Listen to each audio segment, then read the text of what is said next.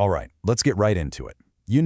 In the massive puzzle of global energy, there's one piece that's quietly becoming more and more important: uranium.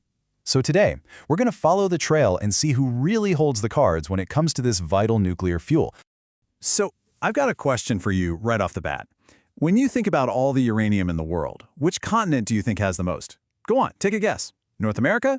Maybe Asia? Well, the answer, it might not be what you expect. And the undisputed champion is Oceania. I mean, just look at that. The dominance here is staggering. We're talking overwhelmingly about Australia, and that one continent holds nearly a third of all known uranium reserves on the entire planet. It's not even a close race for first place. But let's be honest, being number one isn't always where the action is. The real story, the interesting geopolitical moves, often happen in the race for second place. So that leads to the real question: who's locking down that number 2 spot? And that brings us to the heart of what we're talking about today. It's Africa's surprising and powerful position as the world's second biggest holder of uranium reserves, a real challenger on the global stage. Let that number sink in. Roughly 20%. That's a full 1/5 of the world's total uranium. And for a lot of people, that is a genuinely surprising statistic. Now, before we go any further, just a quick clarification so we're all on the same page here. When we say reserves, we mean recoverable reserves. That's the stuff we can actually get out of the ground profitably with the tech we have today. It's not just what's down there, it's what's actually gettable.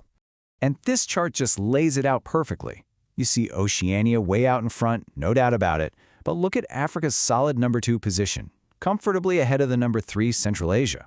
That is a seriously significant and strategic piece of the global pie.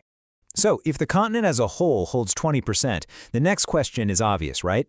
Which countries are the real heavy hitters here? Let's zoom in and break it down. Whoa, okay, this table really tells the story. These resources are not spread thinly. You have absolute giants like Namibia and Niger, each sitting on hundreds of thousands of tons of uranium. And South Africa is right there with them.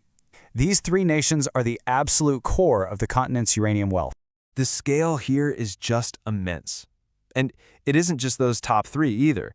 You've got countries like Tanzania holding very significant deposits as well.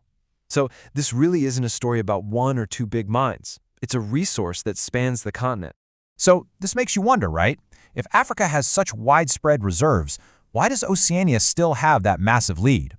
Well, the answer is all about the fundamental difference and how those reserves are actually laid out in the ground. Okay, this comparison right here is key. Oceania's lead comes from a few monster deposits in Australia, like the famous Olympic Dam. Think of it like having a couple of giant treasure chests. Africa's strength is totally different. It's all about diversity, lots of significant deposits spread across different countries, and many of them have the potential to be mined for a lot cheaper. And that low-cost part is a huge deal. A lot of Africa's reserves are pretty close to the surface, which is perfect for things like open-pit mining. Or there's in-situ recovery, which kind of dissolves the uranium right in the ground and then pumps it to the surface. Both of these are generally way cheaper than digging super deep mines.